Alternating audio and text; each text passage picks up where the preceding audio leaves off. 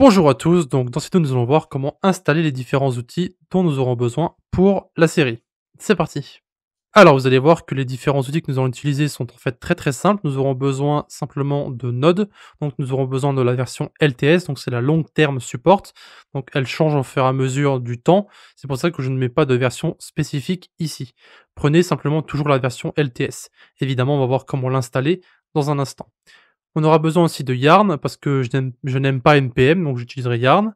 Et on va aussi utiliser Git pour mettre notre projet sur GitHub. Voilà. Donc on va passer directement sur Windows et je vais vous montrer comment installer ces différents outils. Ok, alors ne faites pas attention aux différents onglets qui sont ouverts. On aura besoin simplement ici de Node, Yarn et Git. Donc premièrement, on va les installer dans l'ordre. Comme ça sera plus simple. Donc on va commencer par Node.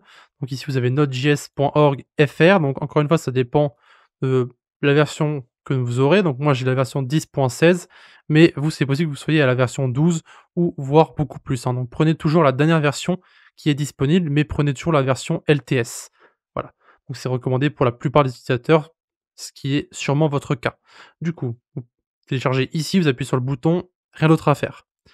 Pour Yarn, ça va être aussi simple. Si vous êtes sur Windows, ici vous êtes donc dans installation, donc c'est yarnpackage.com, donc docs. Vous arrivez sur le site, vous cliquez simplement sur install yarn ici, et vous arrivez sur la page d'installation, hein, donc c'est très simple.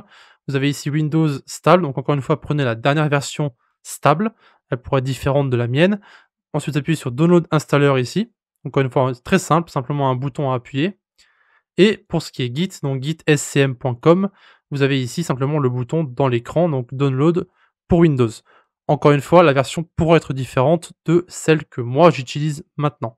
Donc cliquez sur le bouton. Donc ici on aura 3 setups à installer. Je ne vais pas installer Yarn parce que le mien est déjà installé sur un autre sous-système. Du coup, j'ai pas envie de casser mon Yarn, on va dire entre parenthèses, mais vous allez voir que c'est très simple.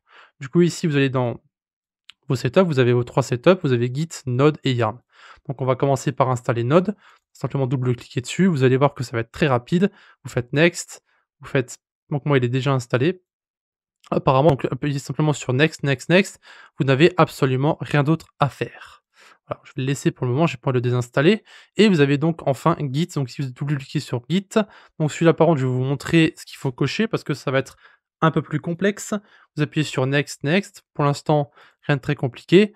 Vous allez ici cocher Windows Explorer Intégration, donc Git Bash here et Git GUI here. Rien de très compliqué, c'est simplement lorsqu'on va en fait clic droit, on pourra ouvrir directement une console de bash là où nous sommes. Next, ensuite Git Next. Ici, l'éditeur qu'on va utiliser par défaut, si vous avez VS Code, vous pouvez utiliser VS Code. Si vous n'avez pas VS Code, eh bien utilisez simplement l'éditeur par défaut, ça n'a aucune importance. Donc ici, moi je vais mettre use Visual Studio Code as Git default editor. Next, ici on va laisser par défaut, pareil. Ici, non. Et donc, on va simplement installer. Encore une fois, c'est que du next, il y a juste quelques petites choses à cocher à gauche et à droite, rien de très compliqué en soi. Maintenant, une fois que ça sera installé, on va passer à Yarn. Donc Yarn, comme j'ai dit, je ne vais pas l'installer, je vais simplement vous montrer où l'installer.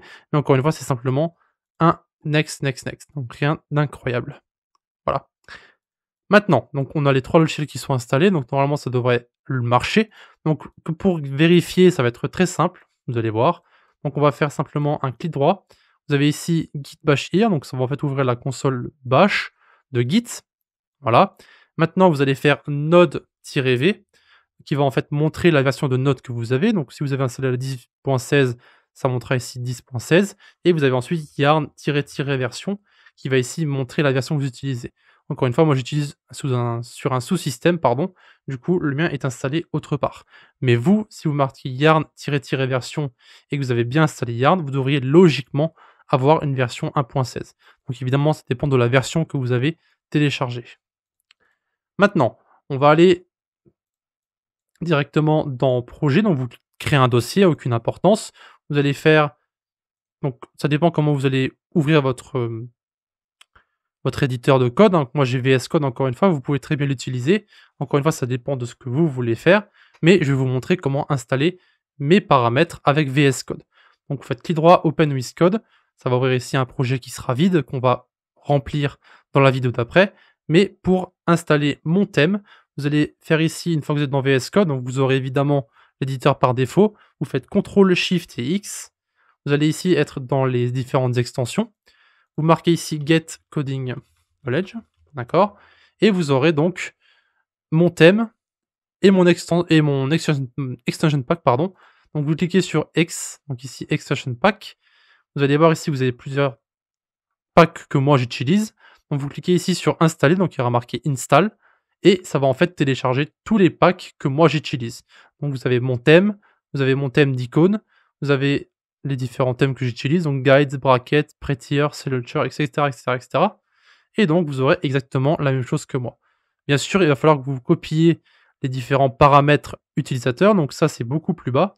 Vous avez ici mon settings.json.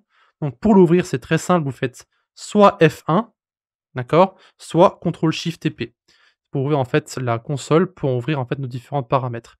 Ici, vous allez taper Open Settings et vous ouvrez ici Open Settings JSON.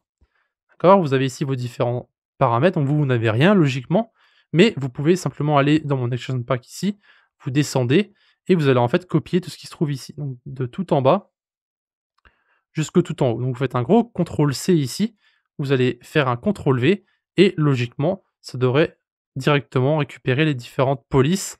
Non, ça va pas récupérer les différentes polices, mais ça va mettre en fait mes différents paramètres que moi j'ai. Donc évidemment, si vous voulez utiliser ma police, vous avez ici Fira Mono, que moi j'utilise pour quasiment tout. Donc je la trouve très très bien, je l'aime bien, j'aime bien à quoi ça ressemble, etc.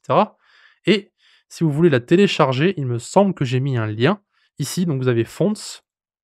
Donc pour l'éditeur, j'ai utilisé Consola, donc j'ai changé évidemment. Et pour l'éditeur, donc pour le terminal, ici vous avez un lien directement vers Fira Mono. Donc vous cliquez dessus et vous allez en fait rechercher donc le fichier OTF qui est là. Donc vous cliquez dessus et vous allez ensuite simplement l'installer sur Windows. Donc ici, c'est simplement une installation de police, rien de très compliqué. Voilà. Donc ce sera plus ou moins tout pour les outils. Donc c'est tout ce qu'on va faire dans cette vidéo. Dans la prochaine vidéo, par contre, on va présenter la librairie que nous allons utiliser pour construire notre bot et nous allons initialiser notre projet. Donc tout ça, ça sera dans la prochaine vidéo. Merci d'avoir regardé notre vidéo jusqu'à la fin. Donc grand merci à nos Patreons qui nous suivent pour le moment, donc qui se trouvent en bas à gauche. Si vous désirez avoir plus d'informations sur Patreon, allez simplement dans la description et retrouvez-nous directement sur le site.